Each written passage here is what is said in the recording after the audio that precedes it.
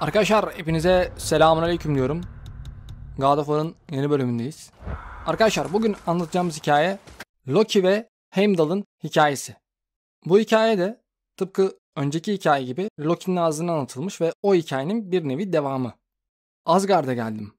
Odin beni yeni dostlarımla tanıştırdı.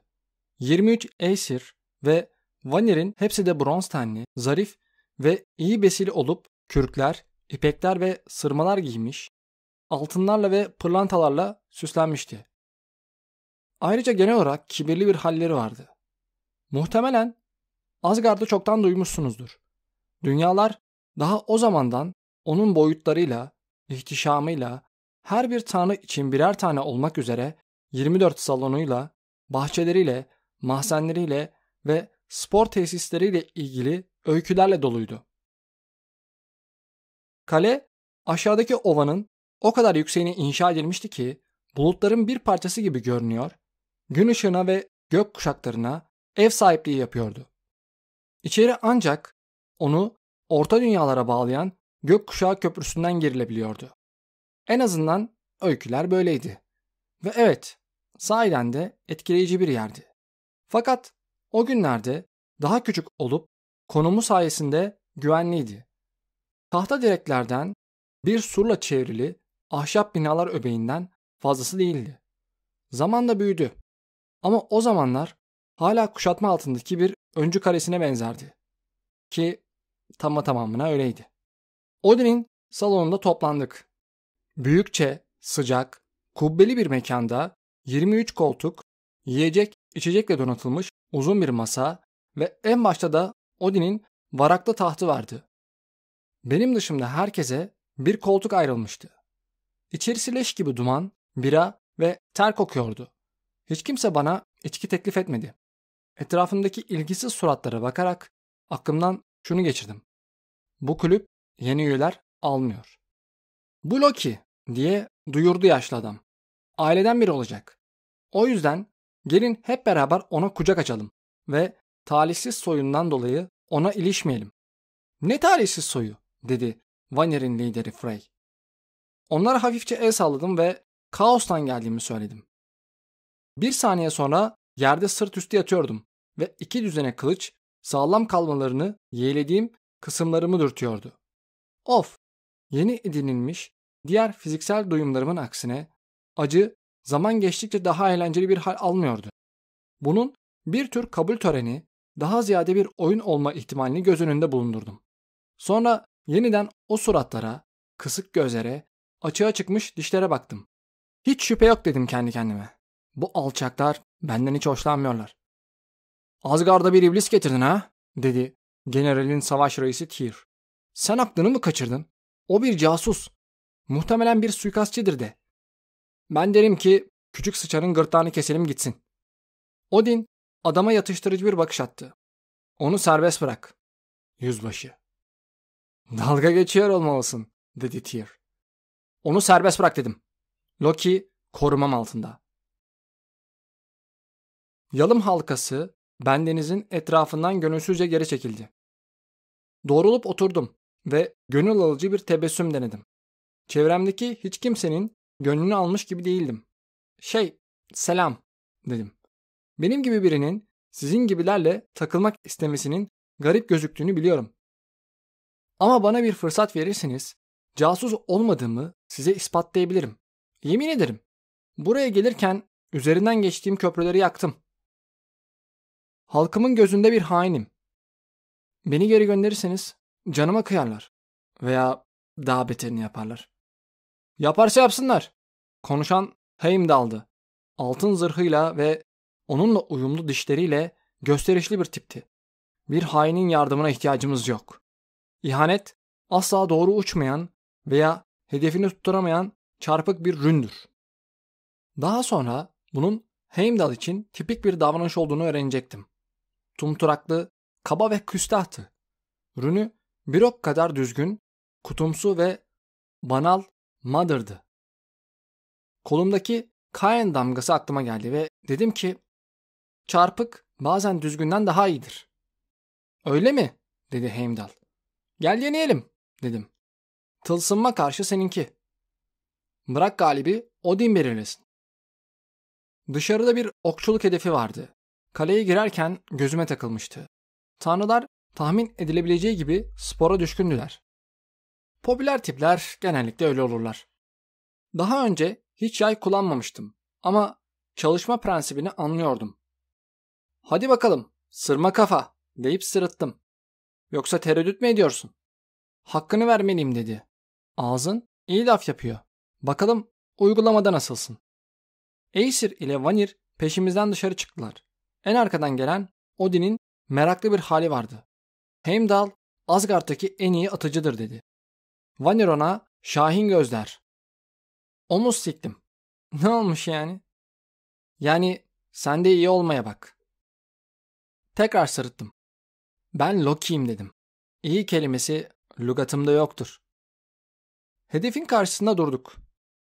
Yüzünün aldığı renge bakılırsa Heimdall'ın beni yeneceğinden emin olduğunu görebiliyordum.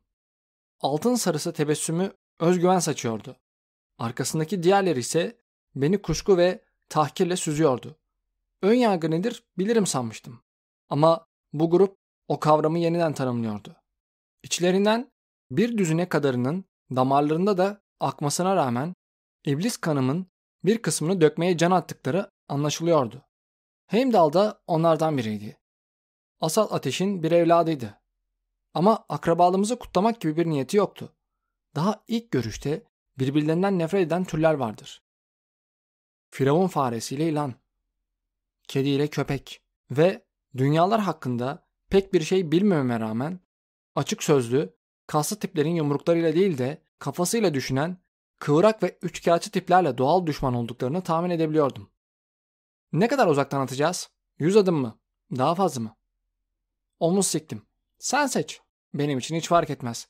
Seni nasılsa alt edeceğim. Heimdall bir kez daha gülümsedi. İki uşağı el etti ve Gökkuşağı Köprüsü'nün tam ucundaki uzak bir noktayı gösterdi. Hedefi oraya koyun ki, dedi onlara. Bahsi kaybettiğinde Loki'nin evine kadar çok uzak bir yol tepmesi gerekmesin. Tek kelime etmeden gülümsemekle yetindim. Uşaklar oradan ayrıldılar. Acele etmediler. Ben o esnada çimlere uzandım. Ve uyuklarmış gibi yaptım. Müzik ve şarkı tanrısı Bragi daha şimdiden Heimdall için bir zafer ilahisi üzerinde çalışıyor olmasaydı belki biraz uyurdum da. Dürüst konuşmak gerekirse sesi fena değildi. Ama ilahisinin konusu pek de zevkime hitap etmiyordu. Hem zaten ut çalıyordu. Utlardan nefret ederim. 10 dakika sonra bir gözümü açtım. Heimdall tepemde dikilmiş bana bakıyordu. Kollarım uyuşmuş dedim. İlk oku sen at. Her ne yaparsan yap, söz veriyorum daha iyisini yapacağım. Heimdall altın sarısı dişlerini gösterdi. Ardından Mother rününü celbetti ve nişan alıp okunu attı. Rünün nereye isabet ettiğini görmedim. Gözlerim onunkiler kadar keskin değildi. Ama dişlerinin parıltısına bakılırsa hedefi tutturmuş olmalıydı. Gerinip esnedim. Sıra sende, hain, dedi. Pekala. Ama hedefi yaklaştır. Heimdall şaşırmış gözüktü. Ne demek istiyorsun? Hedefi yaklaştır dedim. Onu buradan zar zor görebiliyorum. 3 düzine adımlık bir mesafe yeter. Heimdall'ın yüzü bir şaşkınlık abidesiydi. Hedefi yaklaştırarak mı bana karşı galip geleceğini söylüyorsun? Hallettiğinizde beni uyandır dedim. Ve şekerlememe devam etmek için tekrar uzandım. 10 dakika sonra uşaklar taşıdıkları hedefle birlikte geri geldiler. Heimdall'ın atışını görebiliyordum. Gül pembesi, Mother halesi hedefi tam 12'den damgalamıştı. Aesir'de, Vanir'de alkışladılar. Sahiden de etkileyici bir atıştı. Şahin göz Heimdall kazandı, dedi ışıl ışıl gümüş bir zırh giyen Frey. O da yakışıklı, atletik bir tipti. Ötekiler onunla hemfikir olma eğilimindeydiler. Sanırım Frey, diğer tanrıların ona karşı çıkmayacakları kadar popülerdi. Veya belki de imalı bir tarzda belinde taşıdığı rün kılıç onları onunla dost kalmaya teşvik ediyordu. Bahsettiğim rün kılıç hayli şık bir parçaydı. O erken safhada bile kılıcı olmadan popülerliğini koruyup koruyamayacağını merak etmemek elimde değildi. Odin tek gözünü bana çevirdi. Fena değil. kuş beynine ok atabiliyormuş dedim. Yine de onu alt edebilirim. Doğrusu Şahin göz, dedi Heimdall dişlerini sıkarak. Ve eğer hedefin yanı başında dikilerek kazanacağını sanıyorsan, şimdi onu ters çevireceğiz dedim. Heimdall bir kez daha şaşırdı. Ama o zaman, evet doğru dedim. Heimdall omuz silkip iki uşağı iletti. Adamlar 12'nin arkaya bakacağı şekilde hedefi itaatkarca ters çevirdiler.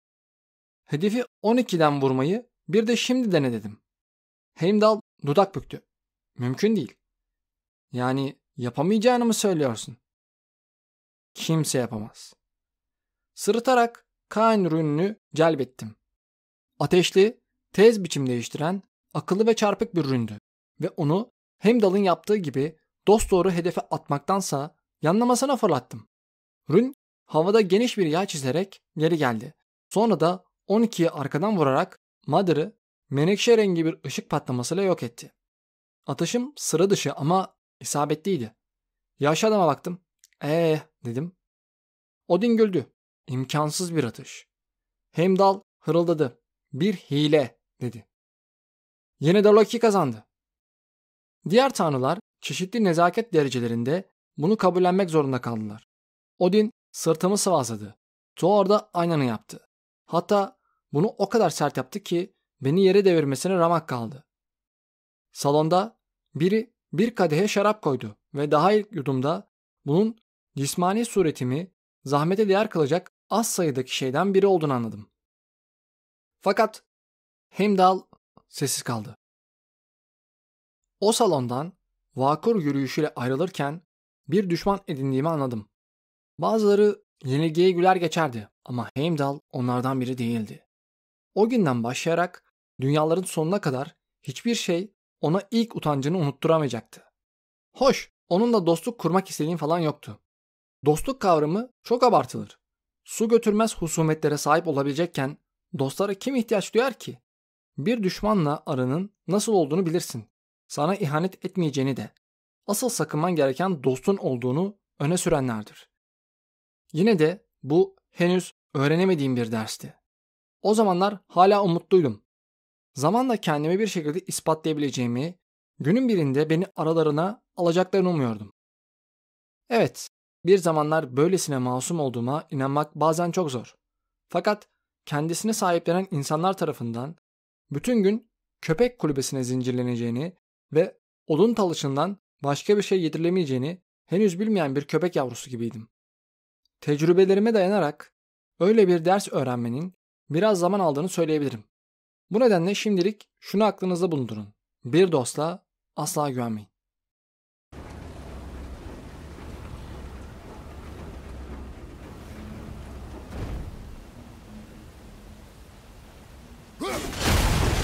Bu bölümlük bu kadar dostlar. Serinin devamı için videoyu beğenip yorum yapmanız kafi.